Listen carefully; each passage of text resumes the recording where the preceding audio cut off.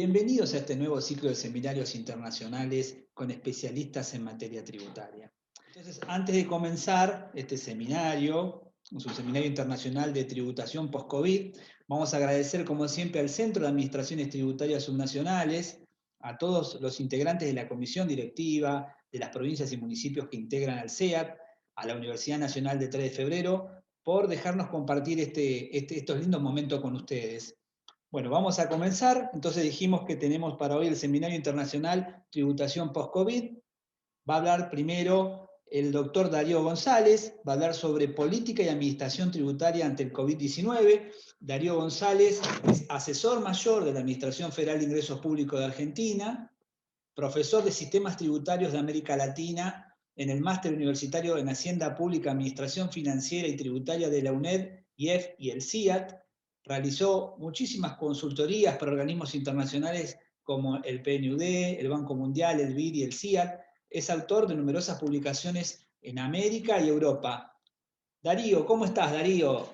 Un gusto de Muy bien, verte. Gabriel, un placer volver a participar en estos seminarios de la Universidad 3 de Febrero, SEAT, y bueno, un gustazo compartir este momento con todos los participantes del país.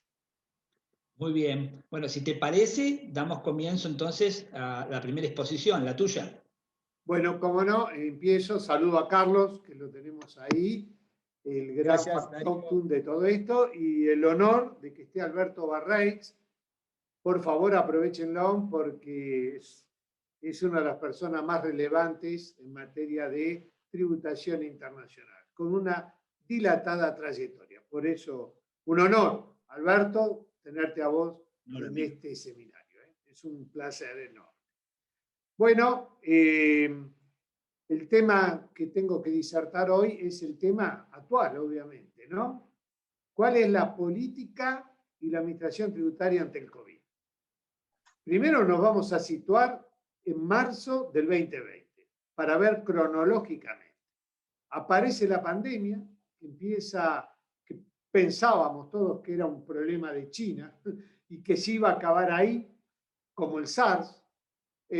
No fue así, llegó hasta nuestras orillas, llegó a nuestro país y a partir del 19 de marzo se adopta la cuarentena, se provoca un shock, paralización de gran parte de la actividad económica, de la administración tributaria, que hasta ese momento hacía muchas cosas o casi todo presencialmente, ¿no?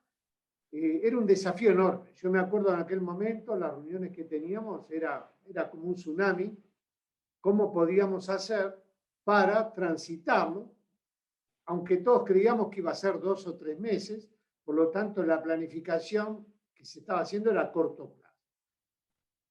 Hoy, con el diario El Lunes, estamos viendo que ha pasado ya más de un año y todavía siguen las secuelas y con la aparición de nuevas cepas, esta puede continuar, ¿no? Con altos y bajos puede continuar.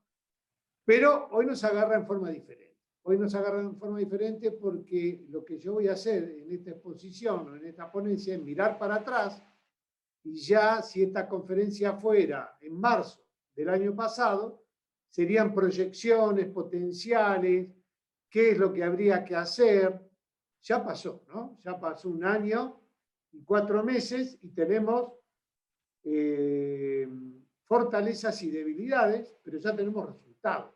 Entonces, sobre los resultados es mejor hacer análisis y es mejor ver qué es lo correcto, qué es lo incorrecto y una especie de síntesis del enfrentamiento ante esta pandemia, tanto en política como en administración tributaria.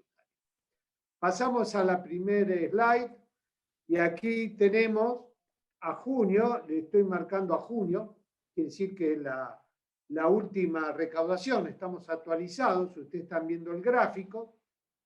Si bien agarra, lo interesante es acá demostrar que no solo la recaudación nominal, sino la real. Retirar la inflación para ver si realmente cómo estamos desde marzo del 2020 a ahora junio del 2021. Me acuerdo que muchos países que yo iba de Latinoamérica y le decía, quiero ver la marcha de la recaudación, me decía, genial, 20% arriba, 30% arriba. Y yo digo, ¿comparado a qué? A la meta, no a los ingresos reales del año anterior, ¿no? Si la meta que ellos eran muy suaves en colocar una meta, entonces era fácil luego superarla. Aquí no, estamos hablando de la recaudación nominal y real, que decir es comparado con el mismo mes del año anterior. Si ustedes observan, espero que se pueda ver en la pantalla el gráfico, van a ver esta línea, obviamente, que marca la inflación. Por lo tanto, la barra es la recaudación mes a mes de la AFIP y se van a dar cuenta que ya desde el último trimestre del año 2020 estamos teniendo una mayor recaudación, es decir, una recaudación real. Después del colapso que tuvimos en el primero y segundo trimestre del 2020, donde hubo casi una situación que nos agarró a todos desprevenidos y hubo una cesación económica bastante importante, hubo muy poca actividad económica. Ahí ustedes van a ver la caída de la recaudación, obviamente, comparado con la inflación, tanto nominal como real, pero a partir ya del último trimestre del año pasado y lo que están viendo, los dos primeros trimestres del 2021 tenemos una recaudación muy positiva. Y sigue la pandemia, y siguen las restricciones, y sigue el aislamiento social. La pregunta, obviamente, va a ser si estos son los resultados y son muy buenos, son inesperados, quizás yo diría, porque el año pasado no me animaría a asegurar este tipo de resultados. Me van a preguntar, obviamente, cuál fue la tarea realizada y cuál fue la estrategia que se llevó a cabo. Estamos en junio aquí, junio 2021, que se dio hace pocos días, un par de días, la recaudación oficial. En valor nominal tenemos 922 mil millones de pesos y tenemos un porcentaje 69% nominal mayor que el mismo mes del 2020. Está bien, estamos comparando un mes que hubo poca actividad económica, pero hay una superación y cuando hay una inflación interanual aproximada, porque todavía no tenemos los datos reales, de lo cual hablan los estudios económicos de casi un 50%, estamos teniendo un valor real del 19%. ¿En qué se basó esta recaudación? Bueno, hay aspectos, primero económicos, ¿no? Obviamente que la política tributaria es un apéndice de la política económica. Nosotros las consecuencias económicas de la pandemia fueron claras, como en todo el mundo, en esto no somos nada innovativos. Primero fue negativo, implicó una recesión económica muy importante.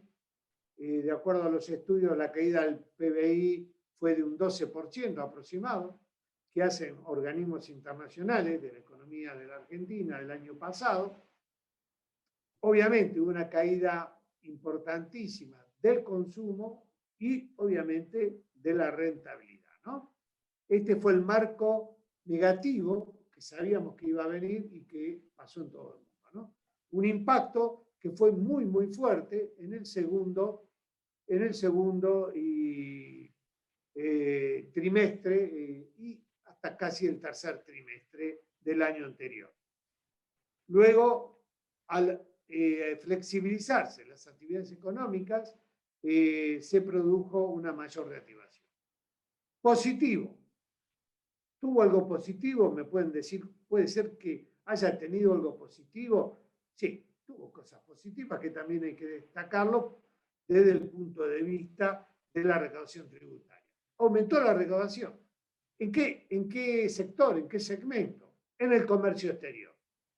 La República Argentina, ustedes saben, tiene una importante exportación de commodities, especialmente la soja llegó a un valor de casi $600 récord la tonelada. Esto implicó que tuviéramos récord también de exportaciones tanto en cantidad como en precio, y lo cual implicó un aumento considerable de los ingresos tributarios del comercio exterior. Me van a preguntar, bueno, obviamente, ¿en qué impuestos? Bueno, fue en los derechos a la retención de las exportaciones y también en los derechos a las importaciones, ¿no? Pues también tuvimos un aumento de las importaciones. En este marco tuvimos una importante recaudación, fue el comercio exterior un gran impulso para la recaudación tributaria. Otro elemento positivo para las administraciones tributarias y para el control fue que hubo un importante aumento de las transacciones económicas digitales. La pandemia obligó a una amplia y una ampliación de la comercialización por parte de los productos vía e-commerce a través de Internet y se amplió la utilización de los medios de pagos electrónicos. Mucha gente por primera vez operó a través de compras, a través de Internet, a través de medios de pago, y ustedes saben que para el control de las operaciones, la utilización de medios de pago es una fuente de información esencial para la administración tributaria, ¿no? Por lo tanto, se pasó que un gran sector que antes estaba operando informalmente pasó a la economía formal y por lo tanto empezó a declarar operaciones y los pagos de la misma, teniendo en consideración que eran de conocimiento de la administración tributaria y estaban bajo su control. Por lo tanto, consecuencias económicas de la pandemia que impactaron la recaudación, negativo, fue la caída de la economía. Ustedes saben que la recaudación aumenta si aumenta el PBI, lógicamente, y disminuye si este cae. Pero en este caso tuvimos el aumento del comercio exterior y también una mayor formalidad de todo lo que es el e-commerce y los medios de pago electrónico. ¿Cuáles son las consecuencias tributarias? Como lo dijimos, bueno, caída de la recaudación en cuanto a los impuestos al consumo general, IVA y los impuestos al consumo específico, que en la Argentina denominamos mal técnicamente impuestos internos, le llamamos, y el impuesto a las ganancias, obviamente. Al haber una menor facturación, una menor rentabilidad, hubo una afectación de estos dos impuestos. Como les dije recientemente, tuvimos un aumento de la recaudación de las retenciones al comercio exterior, tanto en la exportación como en la importación. Pero también tuvimos un aumento en los impuestos patrimoniales. Lo tenemos con nosotros Alberto, que él es uruguayo, y bueno, y Uruguay también es uno de los pocos países que tiene impuesto general al patrimonio, ¿no? Con Colombia, somos de los pocos países, y acá se demuestra la importancia de tener impuestos patrimoniales cuando tenemos problemas con los ingresos, como en la rentabilidad. Para seguir fortaleciendo la imposición directa tenemos los impuestos patrimoniales. En la Argentina con un doble efecto. En la reforma del 2019 se aumentaron las alícuotas del impuesto, entonces también hay por cambios normativos, y también se acabó aquellos contribuyentes que no se habían adherido al blanqueo, tenían una especie de exención del impuesto patrimonial que volvió a cobrar vida a partir del año pasado, y por lo tanto eso se vio reflejado en la recaudación para hacer una recaudación un poquito más equitativa en cuanto que tenga mayor peso la imposición directa. Otro de los impuestos que aumentó es el impuesto a los débitos y créditos, obviamente. Es un impuesto, como vulgarmente se llama, impuesto al cheque, pero va mucho más allá, abarca los débitos y créditos en los movimientos de cuenta bancaria. Al haber mayor uso de los pagos de medio electrónico de pago y utilización de las transferencias ante la falta de presencialidad en muchas operaciones comerciales y disminuirse el cash, acá vemos que hubo un incremento de las transferencias bancarias, la utilización del sistema bancario, lo cual implicó un aumento de este tributo, ¿no? Un aumento importante. Por lo tanto, yo lo llamo impuesto heterodoxo en la clasificación que hago, que si bien muchos lo critican, muchos lo aceptan, es un impuesto vital en la recaudación de nuestro país porque casualmente donde mayor utilidad tiene en los momentos de crisis y asegura un piso en la recaudación tributaria. Aparte, en la reforma tributaria que hubo en el año 2019, tuvimos 2019 y luego 2020, obviamente, en el impuesto país. En el diciembre de 2019 se crea el impuesto país, como ustedes saben, que es el impuesto a la compra de divisas, a la utilización de tarjetas de crédito con utilización de divisas en el exterior, etcétera, etcétera. Si bien obviamente que no tuvo el rendimiento esperado, porque Argentina tiene un turismo expansivo hacia el exterior muy grande, donde hay un importante gasto en miles de millones de dólares en base a la utilización de tarjetas de crédito y compras de pasajes aéreos, etcétera, etcétera. La pandemia evitó este boom, pero implicó un aumento de la recaudación en la compra de los $200 que se permiten a los ciudadanos y impactó sobre eso, impactó en algunos gastos también de compras de bienes del exterior y en aquellos viajes que algunos pudieran realizar. Luego tenemos que se aplicó este año el impuesto a las grandes fortunas, fue un nuevo impuesto. En el caso de la República Argentina es de carácter transitorio, como todos ustedes saben, es por única vez, pero algunos otros países, como Bolivia, lo ha aplicado en forma permanente, también lo tiene en forma permanente el impuesto a las grandes fortunas Venezuela.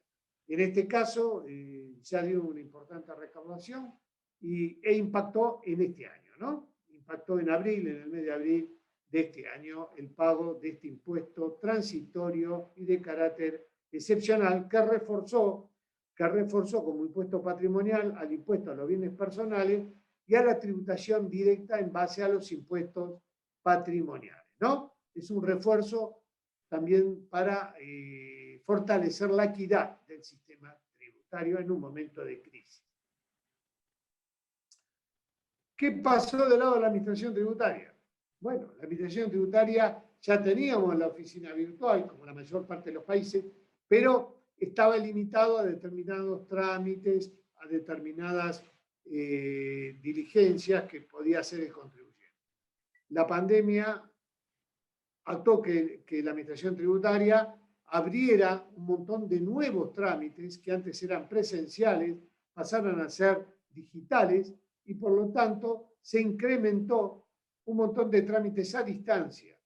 En cuanto a los funcionarios, parte de los funcionarios de la administración obviamente hicieron teletrabajo, otros no, porque se requería su participación presencial, inspectores, servicio aduanero, áreas críticas, es decir, lo que la ley llama trabajadores esenciales, hicieron presencialidad, pero aquellos que podían realizar su trabajo desde su casa a través del denominado teletrabajo, así se realizó y entonces hubo un acomodamiento, tanto de la gestión de la plataforma que tiene la AFIP, como de la prestación de servicios por parte de sus funcionarios, tanto presenciales o como teletrabajo, de acuerdo a la actividad que desarrollaban.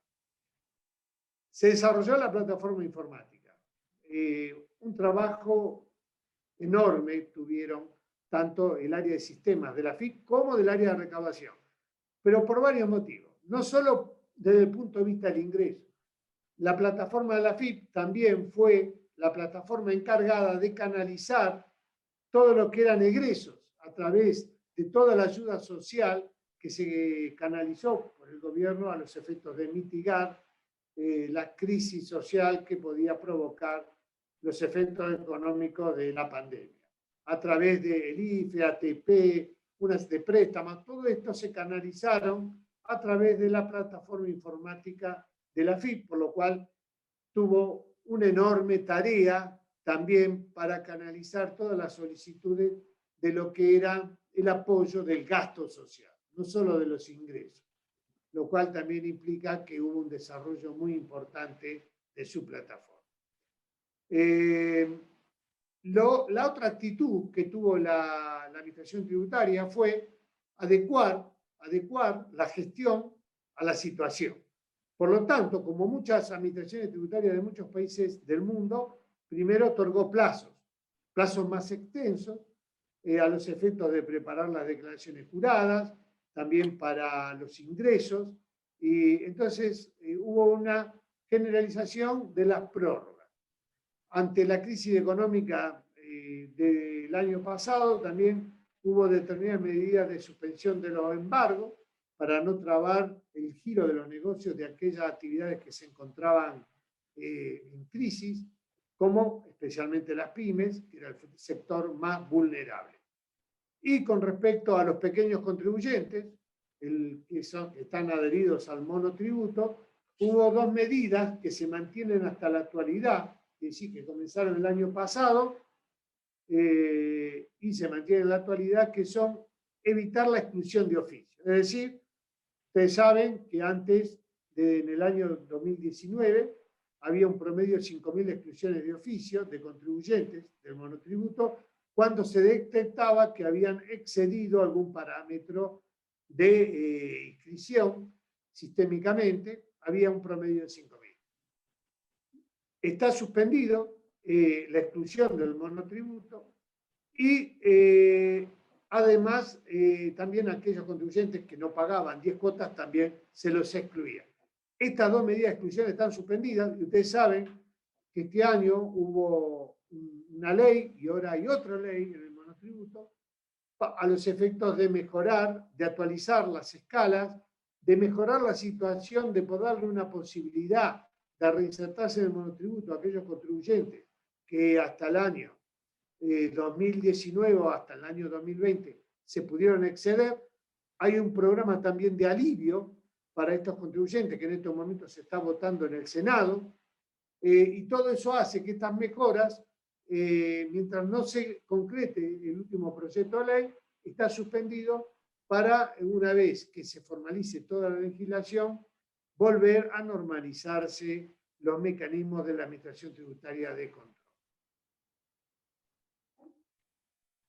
También este año, ustedes saben, hace unos días se acaba de promulgar una rebaja en el impuesto a las ganancias, especialmente para las pymes, y un aumento para las grandes empresas en cuanto a la facturación. Quiere decir que acá también hay una protección para el sector más vulnerable, por lo tanto, al sector de pymes ha tenido un reconocimiento con una rebaja de las alícuotas y un aumento para las grandes empresas a partir de la promulgación de la ley que rige para el presente año fiscal.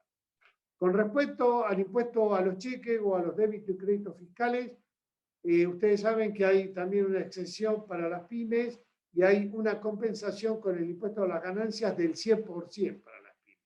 Por lo tanto, este impuesto, en este caso, pasa a ser ortodoxo, porque no es un impuesto final para las pymes, sino que es un pago a cuenta del impuesto a las ganancias. Por lo tanto, no tienen una sobrecarga tributaria. Con respecto al IVA, ya tenían un beneficio que podían hacer los pagos trimestralmente, por lo tanto, también rige para el sector de las MIPYME, como lo denominamos nosotros. Como le dije, en cuanto al monotributo, tenemos un régimen de transición, que acá lo conoce muy bien nuestro amigo Alberto. Hemos trabajado el tema, él lo trabajó en México, en el RIF, en el régimen de incorporación fiscal. De ahí se tomó, las ideas vienen del sistema tributario mexicano, y fue Alberto, conjuntamente lo hablamos, hicimos un artículo conjunto y luego tuvo aceptación en el nuevo régimen del monotributo, ¿no? Que hay un nuevo régimen de transición del régimen monotributo al régimen general, lo que denominamos puente de plata. Y hoy está en el Congreso, en el Senado, una ley para hacer un alivio fiscal. Por lo tanto, estimamos que en los próximos días será ley y se aplicará. Es decir, política tributaria de contención a los pequeños contribuyentes y una salida para su incorporación al régimen general. Mientras ocurra esto, como les dije, la administración tributaria no genera la expulsión de oficio hasta esperar que estos regímenes, si bien el régimen de transición ya está vigente, hasta que esté vigente el de alivio fiscal. Con respecto a los embargos, hay una suspensión de los mismos y para las pymes, y también tenemos que se le da a la traba de los embargos 15 días desde que se lo intima al contribuyente, cuando antes era inmediato.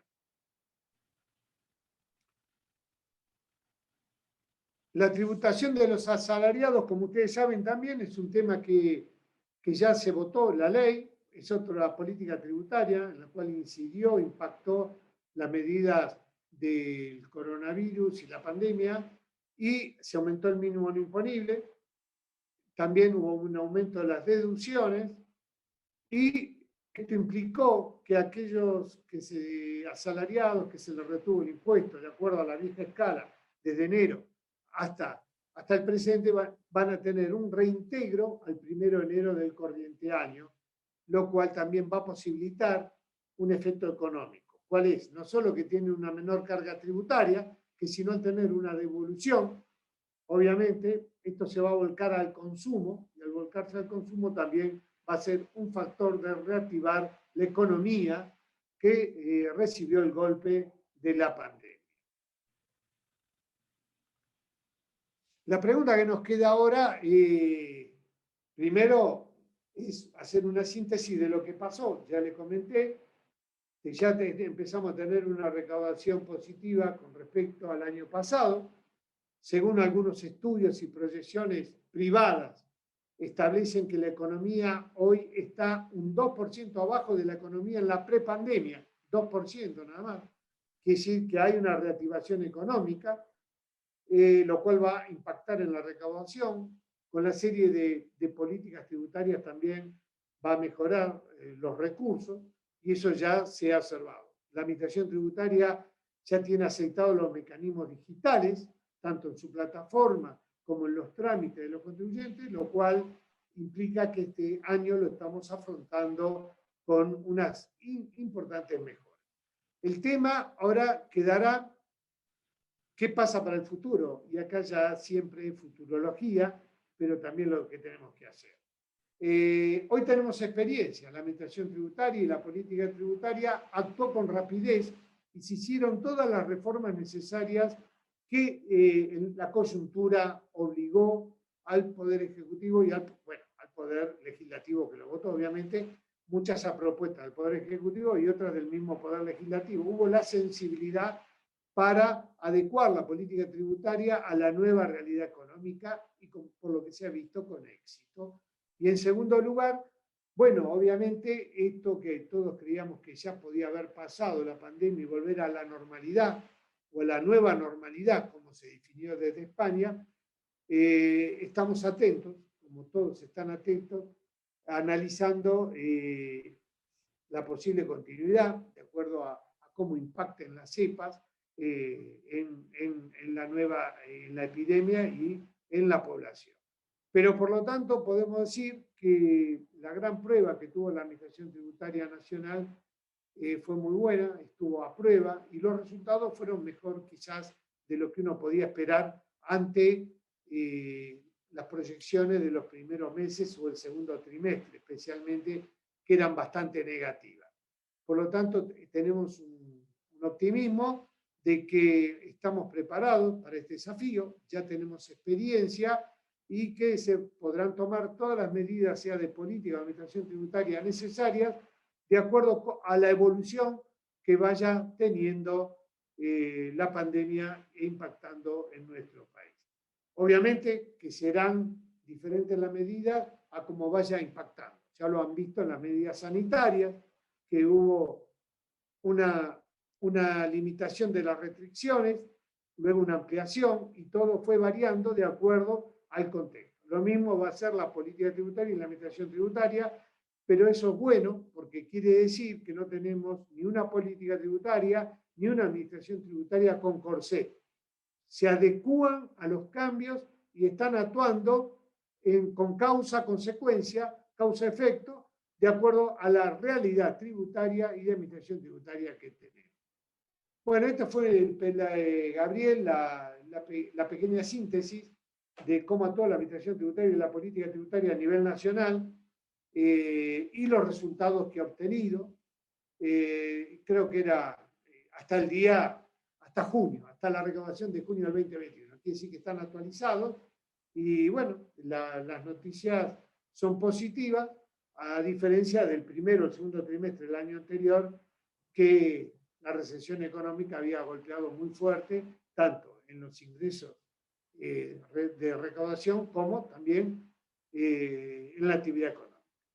Espero que haya sido claro y si quieren hacer alguna pregunta, alguna inquietud, Gaby o Carlos, estoy a su disposición. Muy interesante, Darío, todo lo que, digamos, nos comentaste y el resumen que nos hiciste de la situación económica y cómo impacta y va a seguir impactando porque, bueno, todavía estamos en plena pandemia, ¿no? Creo que tanto en Argentina como en el mundo. Así que es realmente muy, muy, muy bueno lo que hiciste. Bueno, te agradecemos por todos estos comentarios que hiciste y seguramente te vamos a volver a convocar nuevamente para desarrollar algún otro tema rápidamente, cotidianamente, en otro momento. Te agradecemos.